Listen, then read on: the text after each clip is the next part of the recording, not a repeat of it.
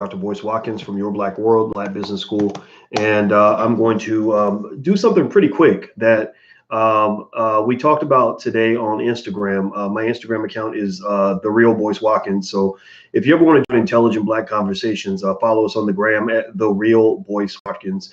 Anyway, please hit the thumbs up button, hit the share button, hit the subscribe button before we get started. And what I'm going to do is send a quick note out to everybody on blackenough.com and our social media platform, which Black Enough is basically the Facebook for Black people. This is how you spell it. So if you want to join blackenough.com, if you're Black enough, because we keep it real, we keep it 100, we keep it Black, and there's no fear of being Black without being put in Facebook jail. We never do that to you. So anyway, let me jump into this conversation and get started, and I'll greet you as you come in. Shout out your city as well. If you just came in, shout out what city you're from and all that stuff. Okay, so I was asked to sort of address this, so what I decided to do was put together a quick list. This is from observation. You know, as we were making the Black Love Blueprint, we were talking about interracial dating, which we know is a controversial topic.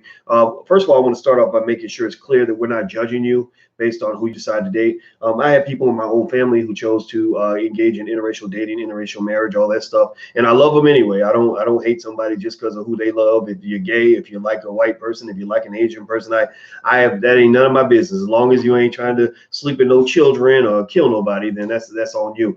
So anyway, moving on, the thing that I have observed, though, is that I think this is a conversation that should be had, because I think that it's important for us to understand a couple of key things. I think the number one key factor that I believe in, this is just my personal belief, and if you're here, you might agree with me. I'm not sure. Tell me yes or no if you agree with this. I think that there is a reason that Black people, especially those who are worth a damn, should aim to be with other Black people. I'm a big believer that marriage and all these other things are situations where you're combining power, you're bringing together resources and empires.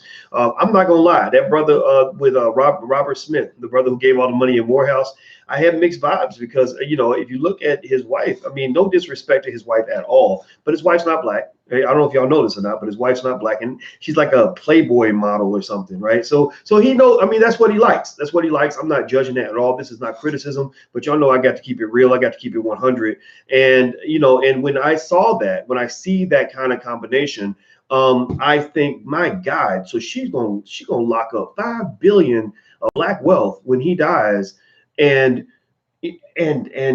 she ain't gonna be giving nothing to Black people. Like, she ain't gonna be connected to, I mean, maybe a little bit. She probably supports what he does, but she ain't Black. She ain't Black like him. Like, if he married a straight up sister, like he married, Dual Victory is one of our moderators. If he married a sister like that, that money would be building schools. That money will be building Black businesses. That money will be building up hoods, buying up entire blocks. That money, I mean, imagine if he married a woman who thinks the way I do.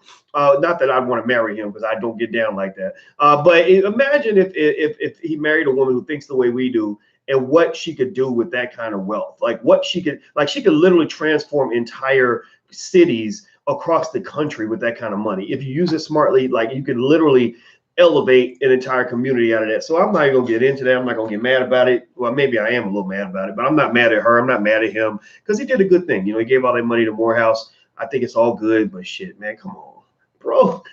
Really? Anyway, let me keep going. So here's the deal. All right, so with interracial dating, basically I compiled a quick list based on our conversation on our Instagram, The Real Boyce Watkins. And I wanted to run through this list with you guys in terms of giving you perspective on some of this, in terms of what I'm seeing as far as interracial dating. Here's the list. Hit the thumbs up button. Please hit the thumbs up button if you're on YouTube. Please hit that thumbs up button. Take 1 second to do that. One reason I believe a lot of brothers go after white women is that there's something about the Black man or the men in general, men tend to want something they can't have. Like, you think about it, there is, I see somebody mentioned the trophy wife, or the woman that, was forbidden from you. For a long time, we know black men were killed, castrated, burned alive, etc., for even sleeping with a white woman in consensual sex. That is not disconnected from the present day, where black men are being sent to prison with no evidence for consensual sex. Right? Albert Wilson. I'm gonna keep mentioning this brother's name until one of y'all comes in and tells me he's been freed. I'm gonna mention Albert Wilson's name for the whole 12 years he's locked up, because Albert Wilson does not deserve to be in prison, because he did not do nothing to that white woman. Nothing. In fact, if anything, she should be maybe locked up for lying. I believe that Albert Wilson is the victim of a predator, but he's not the first black man to go through that. There's been many black men to go through that. So a lot of black men, I think, because historically the white woman has been something we can't have, something that maybe some men felt that they desired, or they want to stick it to the man or whatever. You see old school men especially make those kinds of comments like, yeah, I go get with the white women because I'm gonna take your women. That's what men kind of do. They take each other's women. It's real weird, but men just do that. That's just, the bastards that they are. And we are, all of us. I'm a man too, so I'm sure I got some of that in me. I don't know. But what was it? But the one thing I was thinking about was I had a friend that was in prison for a while, and one of the things he said that the guards used to say to the inmates to really mess with them is the white guards would literally say things like, well, why you in here locked up? We out fucking your women. Like literally he would say things like that, so it was kind of, tough. It's tough being a black man, but that means black men got to be tough. It's tough being a black man, but that means you got to be tougher than tough. You feel me? So that's why I really encourage you, push your sons to work hard, to fight through their challenges. I'm glad my daddy raised me to not be a pussy ass man, because we don't live in a pussy ass world. We live in a world where it's tough to be a black man. So black men got to be tougher. Do you agree, or do you agree? Tell me if you agree. Next one. Here's the next reason.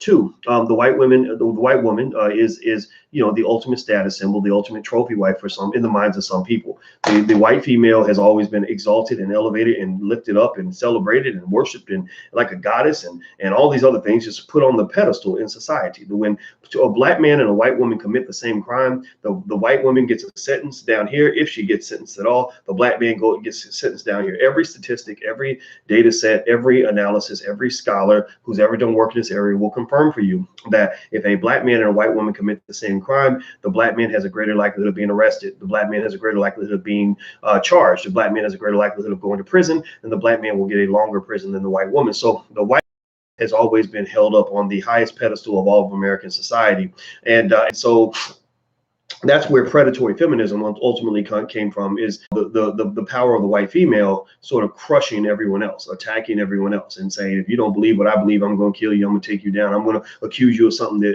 that nobody can prove, that allegedly happened 30 years ago, and I don't have to answer any questions, but you got to answer all the questions, and even after you answer all the questions, I'm still going to destroy you, because I am the white female. I can ruin you with one accusation. So the white female, I think, for a lot of brothers, is just a status symbol. I don't know if it's due to self-hate. I think it's self-hate. I think that there are black people who see ourselves as lower quality, and when we get with something that we see as higher quality, we engage in what corporations and what marketing experts refer to as brand association.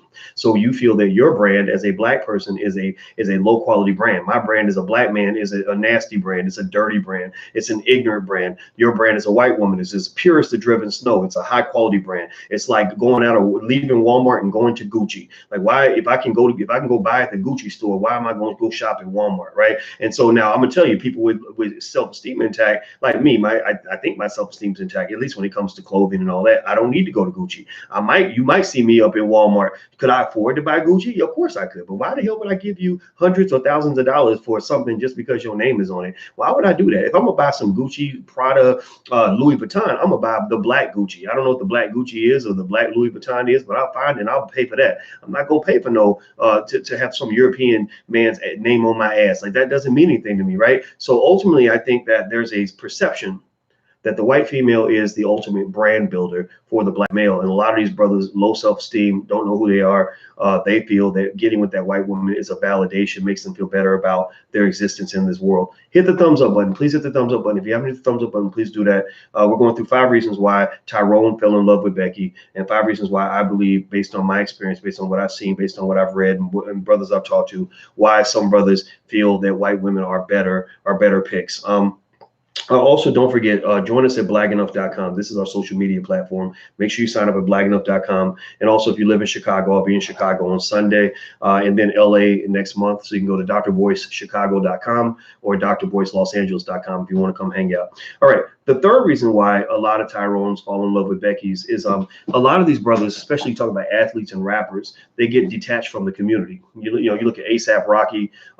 He's right now anyway, as of this recording, he's still locked up in the Swedish prison, and they care nothing about letting him out or him bringing him home to his family. He's not like an immigrant child where everybody's going to feel bad because he's been separated from his children or from his family. I don't even know if he has kids. They're going to keep him locked up. And one of the things that brothers like him talk about is they talk about the white women, and a lot of times that happens because they reach an elevated status, they become athletes, or they get identified at the age of 7 as a talented black person, which they say, okay, most Negroes we don't need, but this one we want. So they tag him, they tag him and bag him and drag him down to to some other place. He goes live in the suburbs, or whatever. And next thing you know, he's in a space where he's surrounded by people that don't look like him. A lot of athletes like Adrian Peterson just went broke. Adrian Peterson just lost everything, or he's in the bankruptcy court right now after making $100 million. And his agent was saying, I did a video on this on drboycetv.com. You guys should feel free to go look at it. And basically one thing that his agent said that really pissed me off, his agent said, or his lawyer said, well, he trusted the wrong people. And I was like, okay, wait a minute. So his agent and his lawyer, y'all can't say he trusted the wrong people because y'all are the people he was trusting. You can't say he was surrounded by the wrong advisors, financial advisors, because you were among that team of people that were supposed to be looking out for him. But the reality is that people don't look out for you. They're going to look out for themselves. So a lot of these athletes get pulled away. They get pulled into a new space where they go to, their agent invites them to a party. Everybody at the party is non-black, and they see their blackness as a liability. They see that I'm helping you by getting you out of the hood. I'm helping you by getting you away from your people. I'm helping you by getting you away from your homeboys and your family and all the people that really have your back. So ultimately, he ends up with Becky and decides he wants to marry her because that's the love of his life, because he ain't meeting no black women. Now, let me see here. Isn't the love of Becky simply, first of all, Gregory Wyatt, thank you for the donation. I appreciate it, brother. Your money will be put to good use, I assure you. It isn't love of Becky. It's simply yearning to engage in bestiality. Oh, shit. Okay. All right. I'm not making any sort of response to that. I'll let y'all kind of laugh that one off. All right. I ain't out here trying to call nobody no beast, because I'm not trying to get YouTube trouble, YouTube jail and Facebook jail. See, you trying to get me in trouble, man. All right. So see, he's trying to be funny. This is just jokes. He's just trying to be funny. All right. So next reason why you have brothers that fall in love with Becky is I think that there is a feeling amongst black people who engage in interracial dating that that they kind of want to get away from the trauma and the challenges that come with being black. Black people, we're messed up in the head in certain ways. A lot of people are messed up, but we have this sort of post-traumatic slavery syndrome, and that's a real thing. And we have, the 76% of our girls grow up without a daddy. That affects your dating behavior. That affects your dating choices. That affects your ability to trust a man. That affects all your relationships. A lot of our brothers grow up without daddies.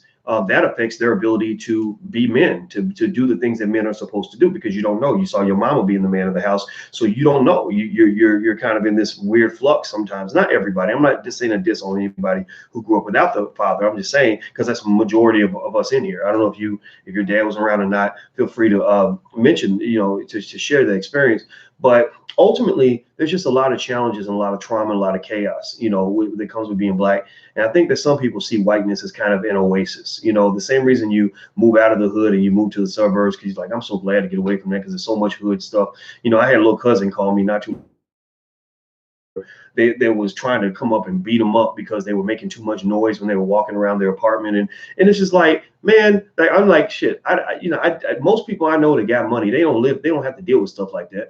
But the people that live, in certain spaces, you got to deal with people's mental illness. You got to deal with chaos. And I love black people, but I work with black people all the time, every day, and I see the dysfunction. I see the greatness of black people every day, and I see the tragedy of blackness every day. I've seen it. I've even had dramas that have lived out in public where, you know, you might see somebody's mental illness on full display, you know, and it's very tough. You know, I will be the first to admit that dating a black man or dating a black woman can be difficult. You know, it's one of the toughest things out here. I'm not going to say that black people are tougher to date or whatever, but y'all know what I'm talking about. You know, I mean, sister, have you dealt with brothers where you're like, man, he got too many problems. Like, I don't know how to help him work through all of his shit. You know, you're like, damn, are you ever going to run out of shit that I have to help you work through? The same thing is true with dating black women sometimes. You know, you got a lot of black women that are really traumatized. And that's why I say it's like survival of the fittest or the strongest. Like the strongest ones are the ones who stick with the community. Like it's like the strongest, the bravest ones who go back to live in the hood, knowing that you know, that things might happen. You know, it's the strongest ones that go build a community in the black, or build a business in the black community when there's fewer resources. It's the strongest ones who say, I'm going to love a black woman no matter what. I don't care. Because I told y'all straight up, when I get married, y'all know who I'm going to get married. It's Dr. Alicia. That's who I'm going to get married. In fact, it'll probably happen sometime sooner than you think. But you know, even if I didn't marry her, I'm not going to marry someone who's not black. I'm not going to marry Becky, because I feel like that is my it's important for me as a soldier in the black community, as a member of Team Black People. It's important for me to be loyal to the team. And the greatest amount of loyalty that you can have for your team is to give your best to your team. The greatest thing you can give to your community is your life and your future, right? Your wealth, your power, your everything. So I'm a man that has a little bit of wealth. I got a little bit of power. I have, you know, some other things I love to believe that I can give to somebody, to, you know, my family, my partner, whoever. Why am I going to give that to somebody else, right? I'm going to give it right back to the black community. So if I die, in my will, there will be black people all throughout my will inheriting everything from my name. My name is worth millions of dollars. I just tell y'all the truth. You know, my name is worth millions of dollars. My company is worth millions of dollars. I would not feel good if all of that went into the hands of other people, because I'm really thinking about what people in future generations can do with those resources and how they can flip it and turn it into something greater than I could even imagine. So anyway, moving on, I want to say thank you for your donation, Malachi. I appreciate that very much. Malachi says, what do you think about Latin and other women of color that are not black? Well, what's interesting, man, is actually they have a lot of black people with African roots that live in, you know, South America and other places, you know, and I think that's important for us to remember. Every Latino person ain't like us. So let's just be clear. You got some Latino people that are as white as a Klansman. You got people that come from, you know, Colombia and Peru and Cuba and Mexico and other places that literally identify 100% with white people. They see themselves as white. When they go home, they call dark people niggers. But you can also meet people in those countries who are as black as you, look just like you, who have got same African blood as you, going through the same trauma as you, the same oppression as you. So one thing that we have to really sort of understand amongst ourselves is that there are black people, darker skinned people like us, and those who identify with the darker skinned people, those of us who are classify ourselves in that space of blackness. You're getting it all throughout the world. That colorism is very real all throughout the world. So I think that it's perfectly fine. You know, in fact, I was actually engaged one time to a beautiful, wonderful, intelligent, sweet woman who happened to be, her family was from Panama, but she looked just like me, same skin complexion, and she was an AKA. So I thought she was just African American. She had perfect English. There was no accent. And it wasn't until maybe 2 weeks into the relationship, and one day she got mad and she started saying, "Boys, why are you do?" Like she had this Spanish accent. I said, "Why are you making fun of Hispanic people?" She said, "Because I am Hispanic." I said, "No, you're not. What are you talking about?" And that's when I found out, you know, so it's my bad. It was my stupidity. But she was a good quality woman. And I would say this too, you know, that experience, just me being completely real with y'all, you know, her family, you know, was a Latino family, and they were more intact. They had a different kind of culture from what I would see in a lot of African American families. There was tradition there. The mother and the father had been married for 30, 40 years. You can tell a difference. You can tell a difference in terms of the level of trust she had for me, the comfort of the relationship. Right now, I'm not going to get into why it didn't happen. It doesn't matter. But I'm only revealing. I'm taking a big risk. You know, it's weird talking about your personal life when a lot of people are watching, because people get all judgmental and stuff. But I can say that, you know, stuff like that, you know, help to highlight what damage has been done to us as Black people because of what we've gone through. You know, you can't pretend like we don't need healing. You can't pretend like we don't need therapy. Black men need to be elevated. Black women need to be elevated mentally. We got to go through a lot of work. And if you don't believe you need any work, then you probably need more work than anybody else. Hit the thumbs up button. Please hit the thumbs up button. Also, I don't get to the last point, but also I want to remind you guys, we actually have a movie on Black love called The Black Love Blueprint. Came out of our film division. We do have a film company, so if you support Black films and you want to watch good Black movies, especially good Black movies that'll help your family, go to theblackloveblueprint.com. If you go watch the trailer at least, we appreciate that. That's theblackloveblueprint.com. Feel free to go check that out. All right, so the last point that I'll make in terms of number 5, why I think some brothers fall in love with Becky is I think I've met brothers who feel misunderstood by the Black community. Maybe, and tell me if you've ever been in this category, because I was in this category. It did make me want to date a white woman, but it made me understand why some people feel a little bit a little bit uncomfortable around certain kinds of Black folks. There's like a stereotype of what people think it means to be Black, right? A set of stereotypes handed to you by white-driven media,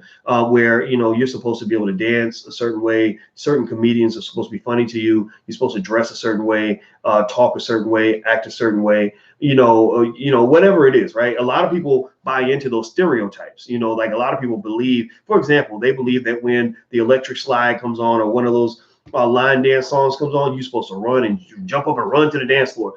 I don't fucking run to the dance floor. Now, maybe it's, don't give me, now also though, it's, I notice when those line dance songs come on, it's usually mostly women out there, but there's a lot of people that almost act like that's like a requirement for being Black. Like, or when Step in the Name of Love came on, I had never even heard it when I first heard it, because I had quit listening to R. Kelly after, 2002 or 3 when he was accused of molesting children, right? But all the Black people ran to the floor and would dance to the Step in the Name of Love, and they all knew the dances. I didn't know that shit.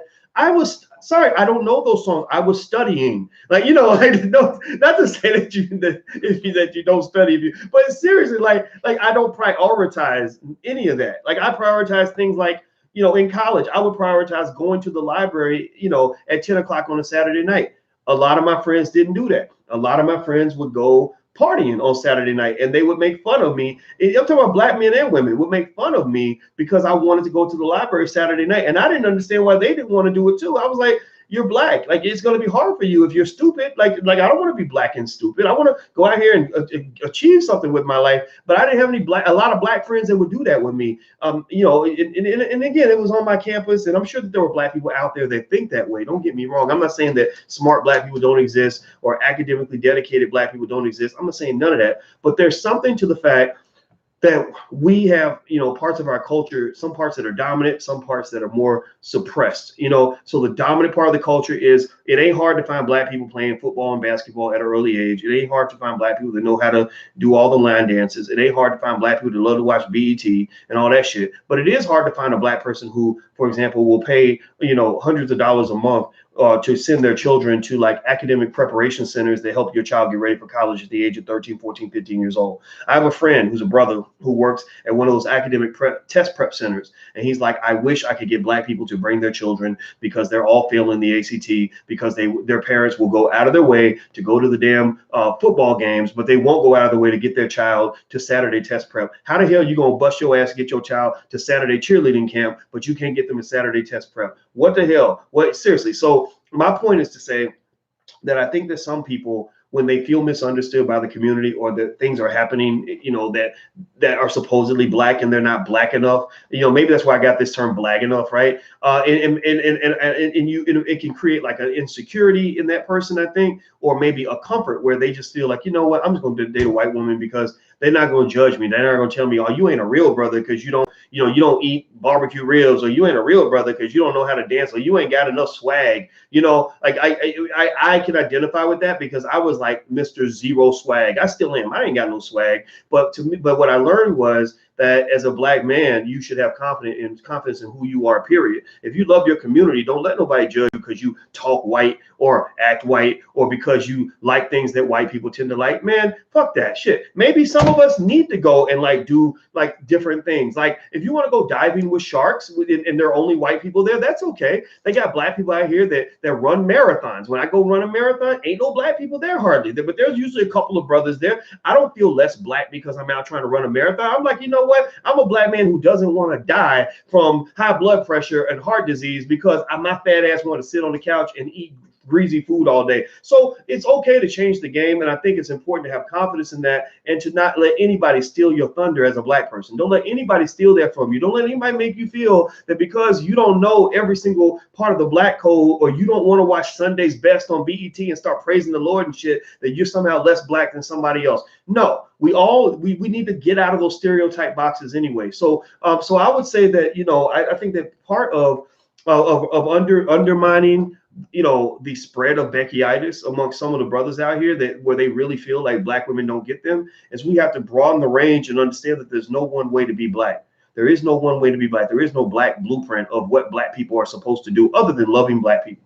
Right. So if you could be white as the driven snow, do all kinds of stuff. You go drink your latte at Starbucks, walk to the dog park and eat at Whole Foods and whatever other stuff white people do. I don't know all the things white people do. I'm sure there's some list somewhere. And you're not any less black than anybody else as long as you love your people, because you can be black as black as night in terms of, following every stereotype in the book and still not be an asset to your community and be a liability to the community. So let's just be clear about that. All right. So let me look at, I see 2 slides. Thank you for your donation. I appreciate that. A leader and scholar, respect. Oh, well, thank you very much for those kind words. Jason Jackson, thank you for your support. We appreciate you very much. Is a Roth IRA for index more beneficial or brokerage? You know what? I'm not going to hit investing today. But we do meet every Tuesday night at 8 p.m. in our master class, and all we talk about is investing in stocks and bonds and everything else. And I answer every single question that every single student asks. So if you want a good class that's better than a college class, go to drboycemasterclass.com. Actually, I think you can use the code word Powernomics. You can actually get half off. So go to drboycemasterclass.com. We meet every Tuesday night, 8 o'clock. I also do a Q&A at 2 p.m. on Tuesdays as well for all of the students that live overseas. So drboycemasterclass.com. All right. So the 5 reasons are just to summarize, 5 reasons that a lot of brothers get Beckyitis. 1, we tend to want things we can't have. 2, the white woman is seen as a status symbol. 3, a lot of brothers are detached from the community, especially athletes. They're pulled away. 4, avoidance of black trauma. Like I'm going to go date white people because black people scare me or black people distress me or I don't know how to work through black people's shit. 5, feeling misunderstood. Black people don't like me. Black women don't like me because I don't have enough swag, or black men don't think that I'm, they think I'm too white or whatever, whatever it is that people think about you, that's really part of your confidence in developing who you are, being okay with that. Like self-love is the first step toward finding real love, just in case you don't know. You got to be okay with who you are, but you also have to learn to not be an asshole. That's another important thing too. Like seriously, the most important advice I would give people about love is don't be an asshole. Never assume somebody has to date you just because they agreed to date you. They can be with anybody. So treat them with respect. Be nice to people. Like I can't think of too many reasons I have to yell at my woman. I don't yell at her because I know she could be dating anybody. She could be anywhere, right? So if I have a problem, then I have to bring it to her in a respectful way. If she has a problem with me, she brings it to me in a respectful way. If I ask her to make me a cup of coffee, she'll hop up and make me a cup of coffee. But if she asks me to do it, I'll do it for her too. Just don't be an asshole. I think that's really important. All right. So a couple of things I will point out. First of all, somebody asked, how can we support you? Well, there's a lot of ways. I don't want a donation necessarily. I mean, unless you want to do one. If you want to do one right in the chat, you can. I think Super Chat should be working where you can donate. But actually, also, if you want to be a patron of the channel, we do have a Patreon account. If you go to intelligentblackpeople.com, that's intelligentblackpeople.com, then your patronage, your monthly support would allow us to spread intelligent black media throughout the world. We can expand the channel. We can market more. We can push the message to more people. And we know exactly who we are, what we believe in. So if you want to support, that would be very, very helpful. That would be greatly appreciated. And the money will be put to good use. And we will give you lots of free stuff as a result of your patronage. So it's not a donation. It's an investment. And we will make sure you got a good ROI. The last couple things I'll say is one, I do think I just got to make sure this is completely clear. Maybe I'm biased when I say this, but it's true. I believe that it is dangerous for black men to date women who are not black in this environment. I believe it's always been dangerous. If you don't believe me, look at how many black men have been killed or incarcerated after a false accusation from Becky. If Becky accuses you of anything, she can destroy you. Ezekiel Elliott, who plays for the Dallas Cowboys, he had a girlfriend who was white. He wanted her to go away. She was trying to get into the party, and he wouldn't let her in. He was like, take your ass on somewhere. And she literally in front of everybody was yelling. She said things like, I'm a white girl. I can ruin your whole career. I can accuse you of anything. I can ruin your whole career. And then later on, next thing I know, she's accusing him of domestic violence. So no proof, of course. But and the thing that saved him was that everybody overheard her saying this to him, like, I'm a white girl, I can tell you. So people know their power, right? So the same way they talk about in the Me Too movement, one thing they talk about in the Me Too movement is that when a powerful man is dating a subordinate, like dating a woman that has less power than him, that's a relationship they discourage, because there's a power dynamic. It's like when Mike Tyson dated Robin Givens, there was a power dynamic there where he could kill her with one punch. Well, the same thing is true when a brother dates a white female. There's a power dynamic, a power asymmetry, a power imbalance there where she could kill you with one punch. She could destroy your whole future with one accusation. It ain't got to be true. There ain't got to be proof. There ain't got to be no evidence, no witnesses, no nothing. Go look at Bill Cosby. Go look at Albert Wilson. Go look at Quintez Cephas out at the University of Wisconsin. Go look at Emmett Till. Just keep going back, and you will find 1,000,001 examples of situations where a brother went down from the accusation from a white female. Go back to Black Wall Street. All of Black Wall Street was burned down because a white female said, that black man touched my butt. I don't know if y'all know that or not, but that's how Black Wall Street got burned down. Was a white female said a black man touched her, and the white men got mad and they burned down the whole town, locked up hundreds of black people, killed tons of people, and stole $1 billion worth of assets, and nobody's paid those people back. So that's the first thing I'll say about that, is that I do believe it's dangerous, and so I think you should warn your sons. It's very, very important. Rosewood is another example. Thank you. Another one is, I've heard people say when they talk about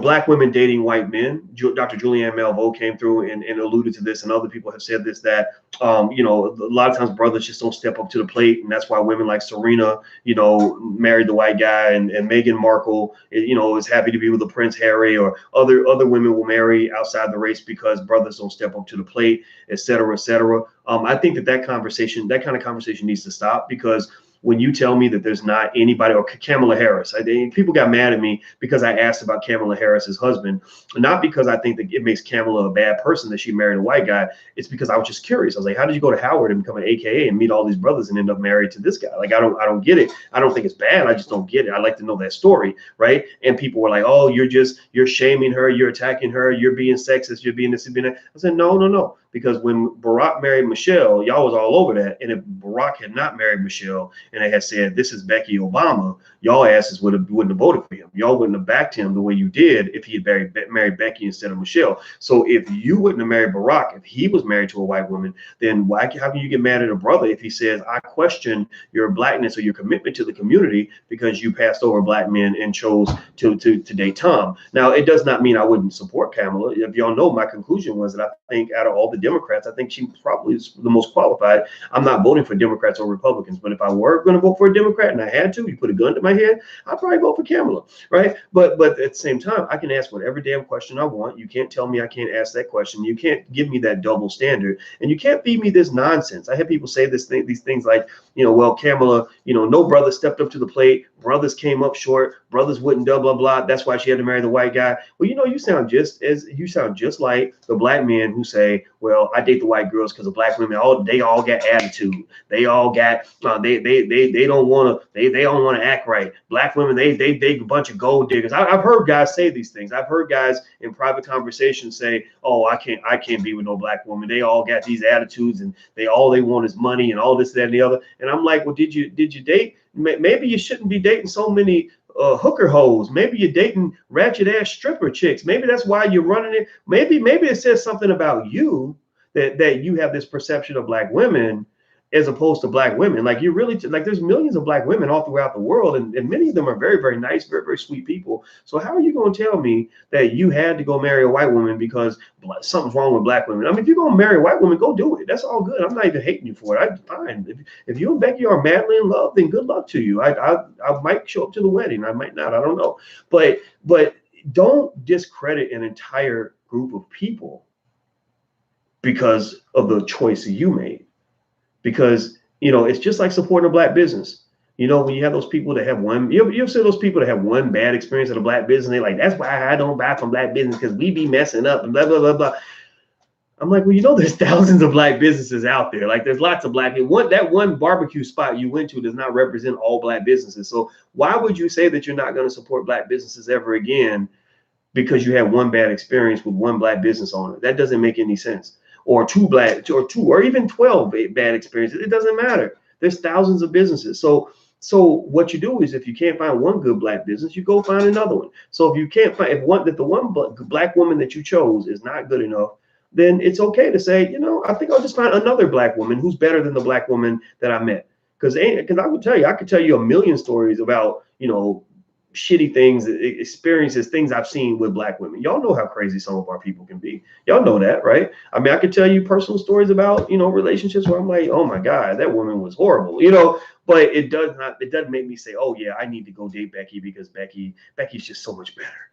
It's an oasis. It's like a higher level of being when I get away from these crazy black women. Because I'm gonna tell you, you know, some of these brothers, a lot of these athletes, the Kevin Garnett's and all of them, shit, they get took to the cleaners financially. So, you know, hey, if you got sisters out there that'll rob you, you got some white women out there that will clean your clock and dump your ass back in the projects, broke as hell, not caring nothing about you or the horse you rode in on. So just be clear, ratchet people come in all shapes, sizes, and races. Let's just remember that. All right, so do me a favor, hit the thumbs up button. Please hit the thumbs up button. Please hit the share button. I'm going to go, before I go, I'm going to tell you 3 quick things. One, I hope you'll join us at blagenough.com. That's our social media platform. So in case you are like me and you get put in Facebook jail all the time, I believe in building our own. So we built this. We trademarked this. I have the trademark copyright papers in my desk. So I hope that you'll support and be a part of this and go in there and join the conversations.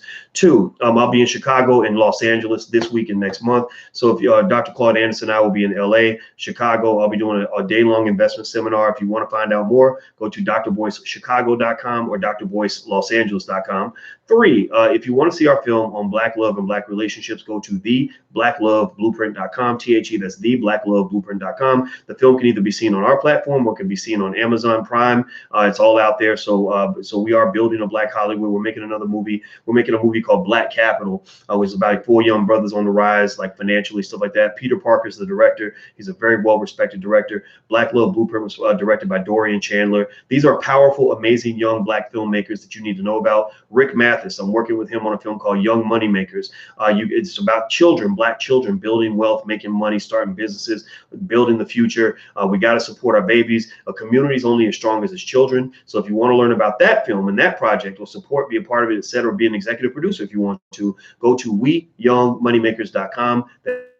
weyoungmoneymakers.com. So that's what we got going on. We got a whole lot of projects happening, and we're getting it in. We're getting it done because one day we're going to get old and die, and I'm not going to go to my deathbed knowing that I didn't do my best for my people. So I encourage you to do your best also. Even if you're losing, keep doing your best. Even if it ain't working out, keep doing your best. Even if you have haters, keep doing your best. Even if you run into obstacles, keep doing your best. Even if you step back 2 steps, keep doing your best. Never, ever, ever stop doing your best. Repeat that in the chat for me so we can know that we're in sync today. Please say, I will do my best. I will do my best. I will do my best. I will do my best. Do your best every day, because that's how you win in life. So always do your best. Got it? I hope you got it. All right, guys, I'm out of here. Thank you for sitting with my long-winded ass. Y'all know how I get, but I got something to say. God's telling me to say it, so I'm gonna say it to you. And I love every one of you, and I appreciate you. Now I'm gonna go out here and do these 3 miles with my woman, because we're getting ready for this marathon. So I'll see you guys soon. Take care and have a great day. Be good. Peace.